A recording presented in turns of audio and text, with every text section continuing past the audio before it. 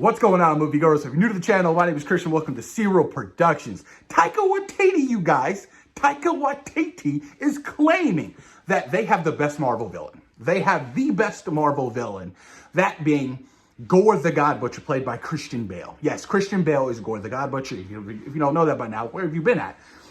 This is the biggest casting, I feel like, in this particular movie. It was huge, you know. Zeus being played by Russell Crowe was huge, whatever. But Christian Bale in the MCU, I thought he was done with this particular film set. After the Batman, you know, those movies, I was like, okay, he's never gonna be in a comic book movie ever again. That just lets you know how wonderful and fantastic the script is. It must be so vibrant. It must be so rich. Christian Bale's like, I need to join this cast, and I want to. Gorr the God Butcher, you guys, is going to be out with the vengeance. All the gods. I'm expecting to see many gods die in this movie, you guys. It is going to be a bloodbath, and I cannot wait to see Christian Bale. All we had is toy leaks. That's it. They didn't show him in the first teaser trailer. That's fine. It's cool. But do expect the first trailer, you guys, sometime in June, because the marketing for this movie is going to go really quick because it is out in July. And I cannot wait, you guys. I'm so excited.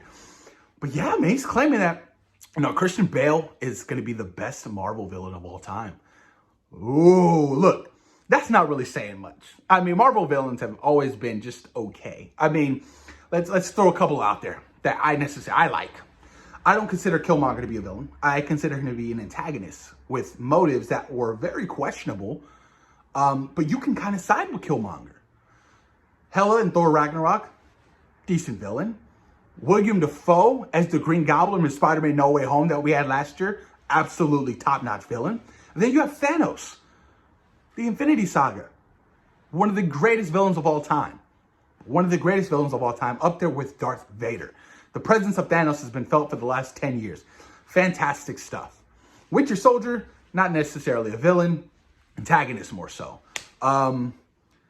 It's hard. Like I said, like Marvel movies don't really have, you know, their villains be that stand out-ish.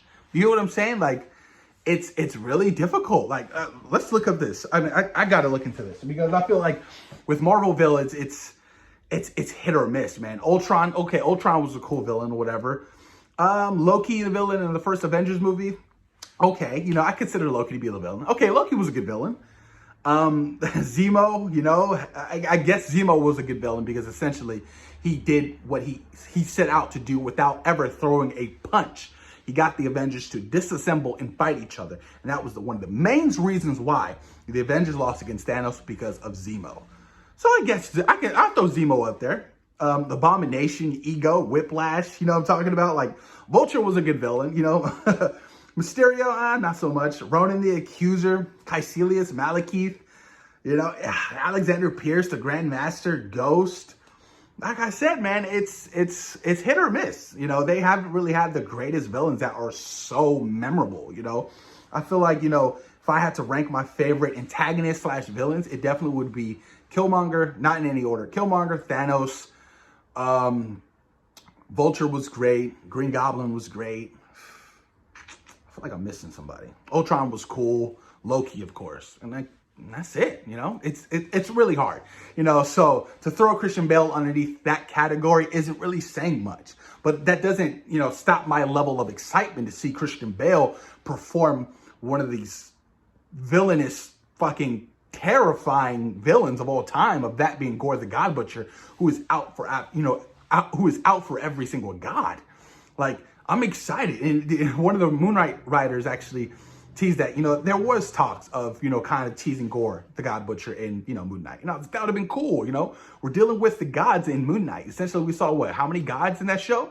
You know, what's his name? Khonshu, we saw Amit, and the hippo. Obviously, we saw more, but not in their physical form of being a god.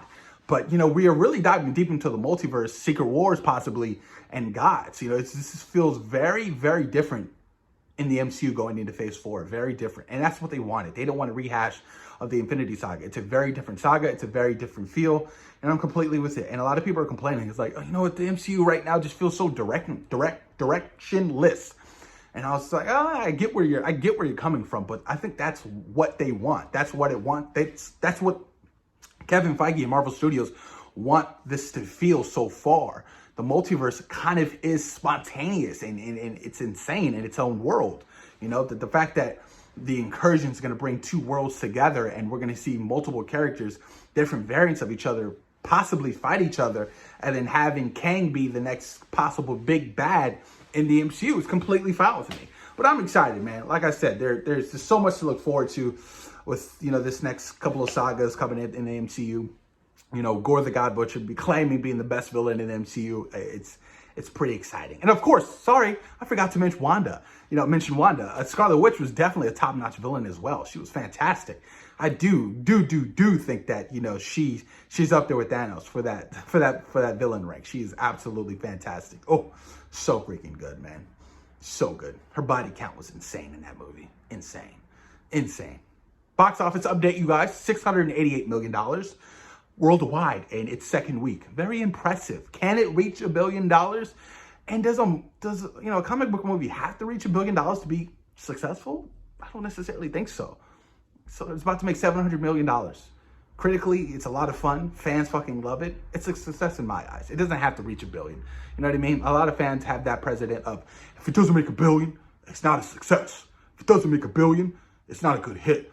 If it doesn't make $1 billion, it's not a good movie. Let's stop the cap. The Batman did make $1 billion. That shit is top tier. My favorite Batman movie didn't make $1 billion.